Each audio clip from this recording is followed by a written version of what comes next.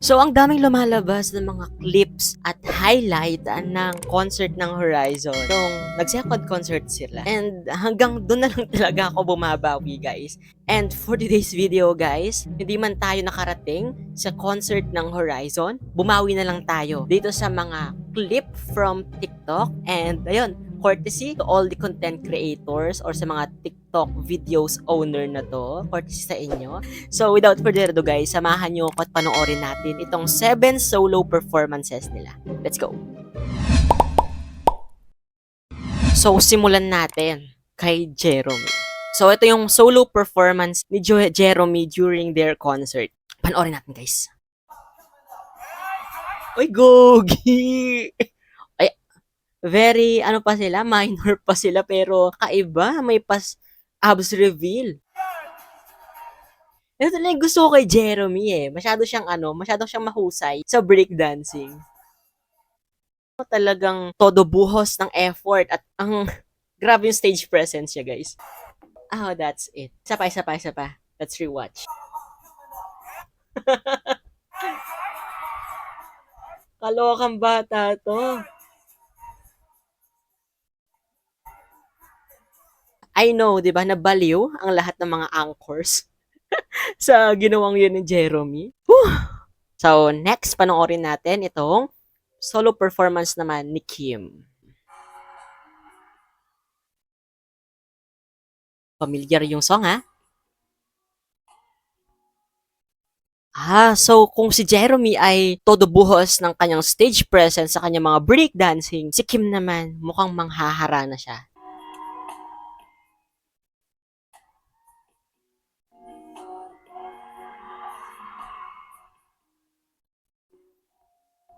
Lamig ng boses.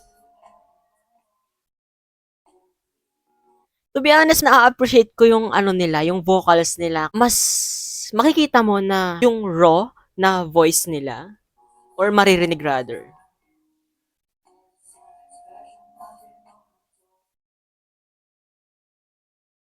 Grabe, lamig ha.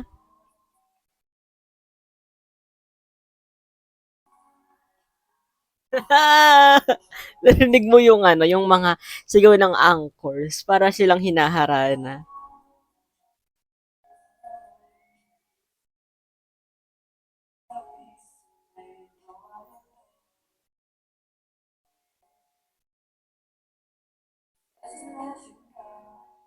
Hmm. Bagay pala yung mga ganitong type ng song sa boses ni ano, ni Kim. That's it. So kung si Jeremy sumayaw ng bonggang-bongga, si Kim naman ay kumanta. Ngayon naman, tignan natin kung ano ang gagawin ni Kyler.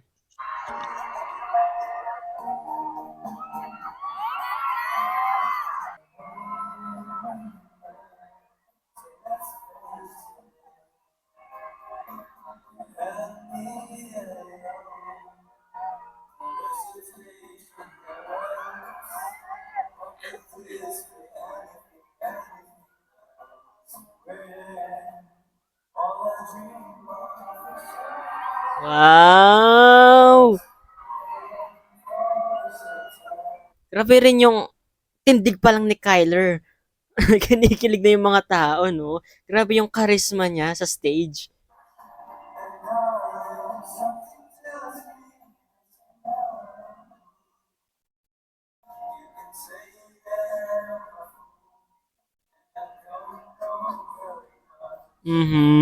Husay din ha. Hindi lang pala siya pure visuals, guys. Kaya sabi ko diba mas na-appreciate ko yung mga vocals nila kapag solo yung performances. Kasi maririnig mo talaga yung ganda ng ano nila, boses. Gusto mo yon?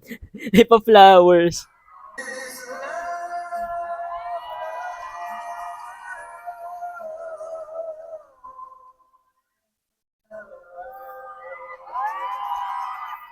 Taray! So that's Kyler. Next is si Macney, Marcus. Mukhang sasayaw si Marcus dito. Wow, lakas maka-bad boy nung attire niya.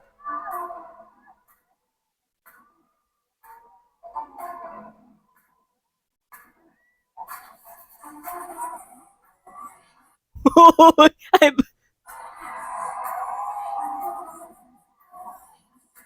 uy, grabe.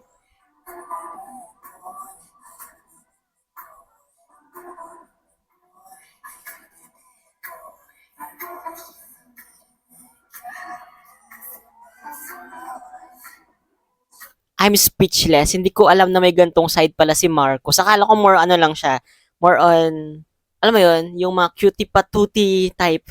Pero this time, ay well, dun sa dash nila, parang ganun yung vibes niya dito sa solo performance niya.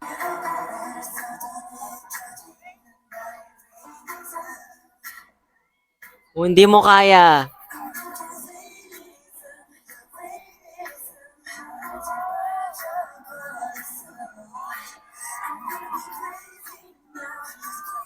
nakakatuwa yung part na ang lakas makamatanda nung attitude niya dito sa ano, performance niya. Ang husay niyang magdala ng ano, ng, ang tawag dito, diyan magdala ng attire. The same time, bagay sa kanya kahit anong ipasuot sa kanya, ganun ka-versatile yung visuals din itong si Marcos. Angas!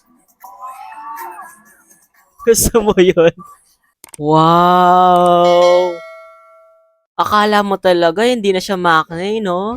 With this, kayo guys, anong masasabi nyo kung babalikan yung ulit yung mga solo performances nila? Let me know in the comment section. Siyempre, kung hindi ka pa rin nakasubscribe sa channel ko, don't forget to hit that subscribe button and that notification bell para lagi kang updated sa mga videos na i-upload ko pa. This has been CJ, guys, your man of letters. Stay safe and stay motivated. Thank you for watching, guys. Bye-bye!